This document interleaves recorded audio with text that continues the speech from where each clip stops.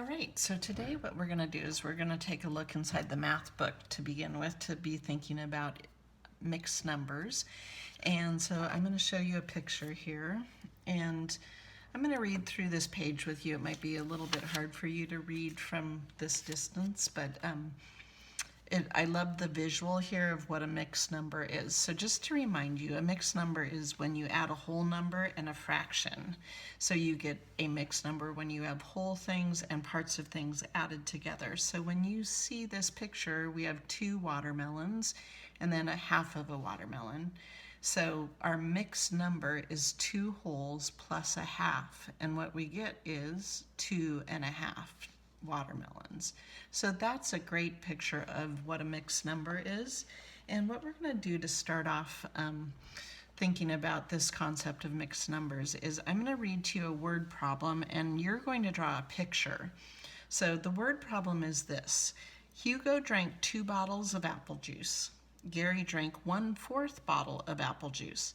How many bottles of apple juice did they drink altogether? So I will read that a second time just so you can remember. Hugo drank 2 bottles of apple juice. Gary drank 1/4 bottle of apple juice. How many bottles of apple juice did they drink altogether? So I'm sure you're probably already guessing, or you know the answer to this one. But what I want you to do is I want you to draw a picture. So what we're going to do is we're going to draw a picture. I'm going to draw 2 cylinders to represent my bottles. And Hugo drank 2, right?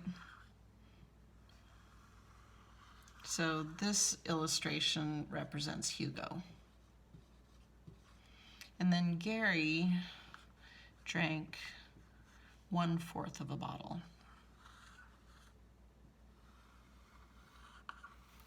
Okay, and to show the 1/4, so that you can see it, is we're going to divide that into half and then divide the halves in half, and when we do that we get fourths. So Gary drank this much juice, so that equals 1/4. This equals 2 wholes, so if we take the 2 bottles that we see there and we add it together, we get 2 1/4 for our answer and for our mixed number. Now I want to take this a step further because we're going to be learning about improper fractions as well. So before we move too far ahead, I want you to go ahead and divide these 2 bottles into fourths. So I want you to draw a line here and draw a line here, and then we'll cut those in half again.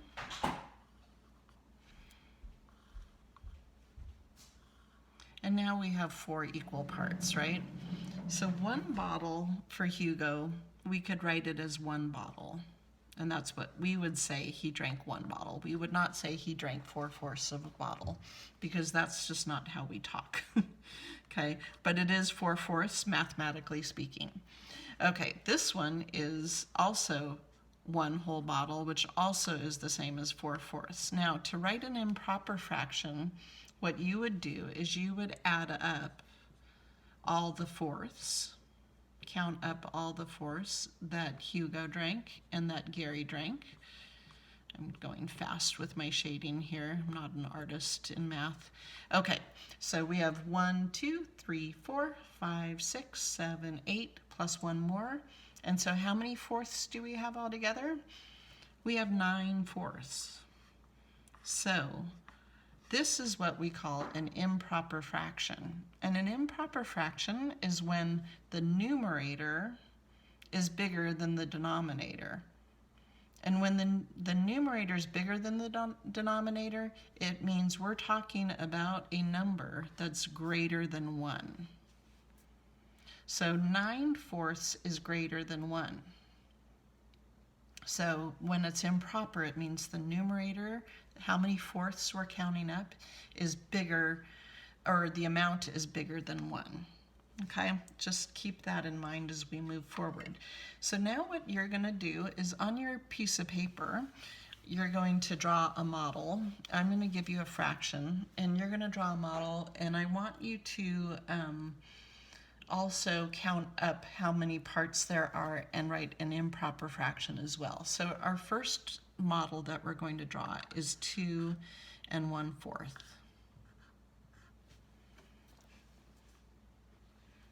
Okay, so think about how you want to draw 2 wholes and 1/4.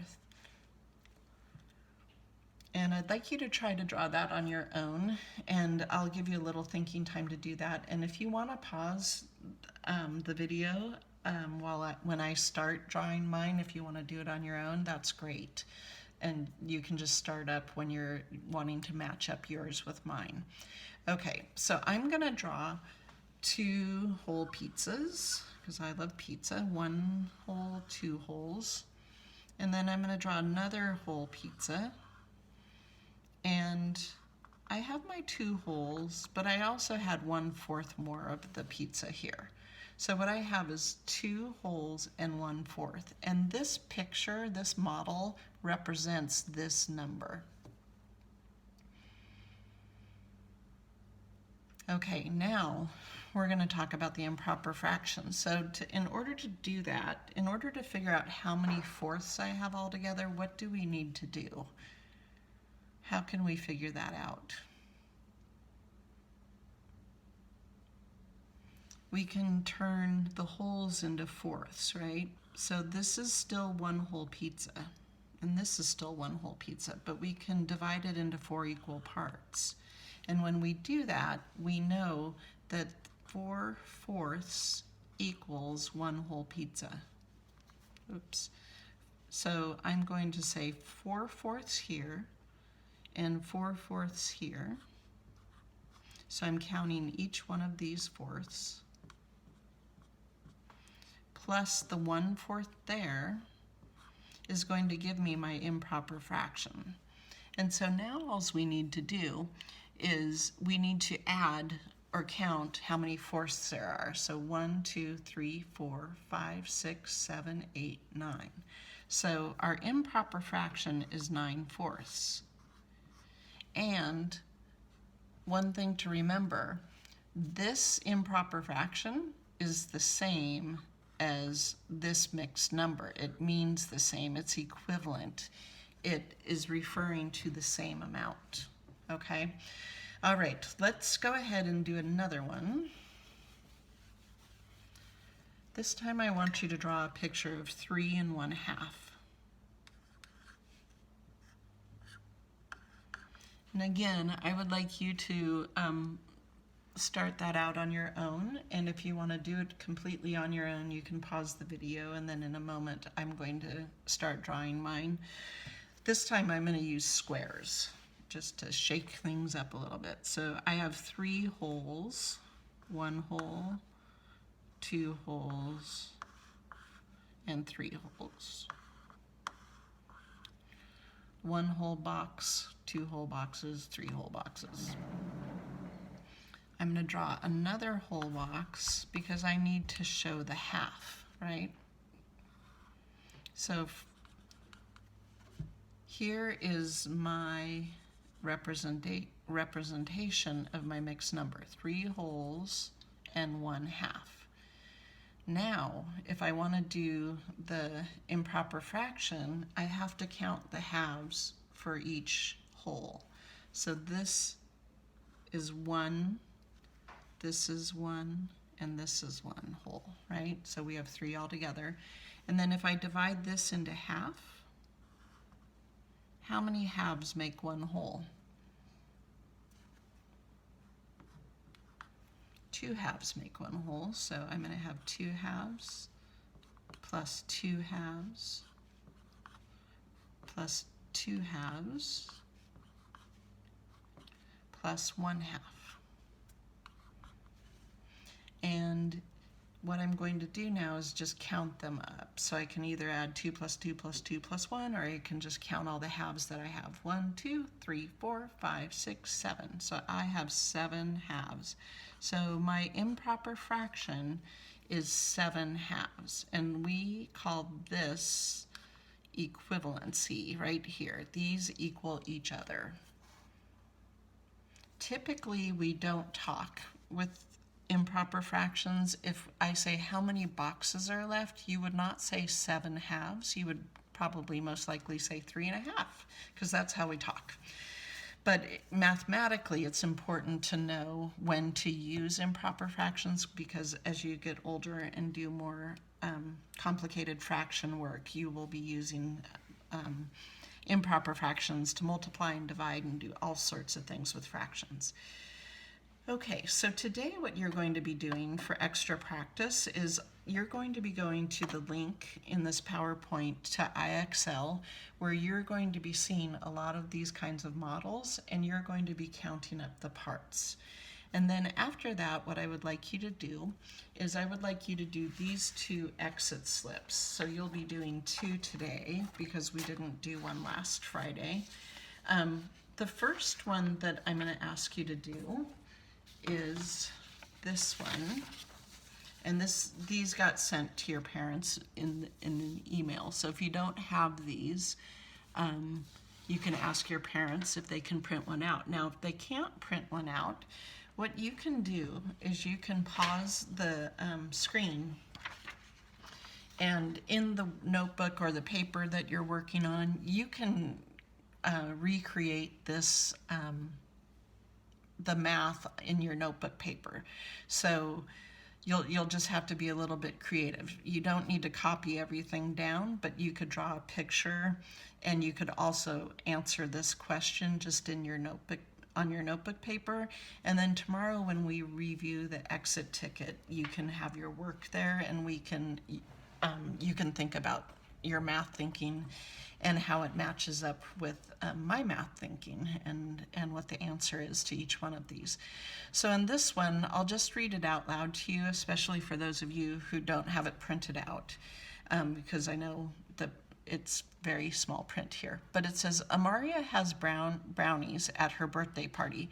At the end of the party, there are the following brownies left over: 5 brownies with cream cheese frosting, 4 plain chocolate brownies, 3 chocolate brownies with nuts, and 7 brownies with caramel frosting. After the party, the brownies are put into boxes. A box can hold 8 brownies. If each type of brownie were packed into their own box, what fraction of a box does each type of brownie take up? Show your work below. So what you're going to do, for example, if you put 5 brownies here for the cream cheese, you'd color this in 1, 2, 3, 4, 5, and then down here you would write your fraction. So 5 out of 8, or 5/8 were cream cheese frosting. So you'll do that for each one, and then down here it says Amaria and her mom want to use fewer boxes. They put different types of brownies into the same box. How many boxes do they need? Show your work. And if you want to show your work here, you can do that. Also, you can show some work up here if you want to switch some brownies. Like if you want to move these brownies to this box, you could do something like that. Okay, so that's the first exit slip I want you to do. And then the second one for tomorrow that I want you to do is this one. And this is exactly what our lesson was about. So what you're going to do is you're going to take a look at this, and you're going to write a mixed number for the model below. And then, just as an added challenge, what I want you to do is also convert this to an improper fraction. So in order to do that, if this is divided into fourths, you need to divide these into fourths and then count up all the fourths, and that will be your improper fraction. So 2 answers for this one: a mixed number and an improper fraction. And then down here, you're going to draw a model of what 2 1/3 looks like. And then I'd also like you to do an improper fraction. So here I want to see a picture, and here I want to see what the improper fraction would be. And if you're forgetting how to do improper fractions, rewind the video and find the parts where I'm explaining it, because you might need to hear it more than once. I know that when I'm learning something new, I like to hear it 3 or 4 times before I really understand it. So feel free to rewind whenever you want and figure it out. So tomorrow, bring these 2 to the lesson, and we'll go over the answers, and I'll see you then.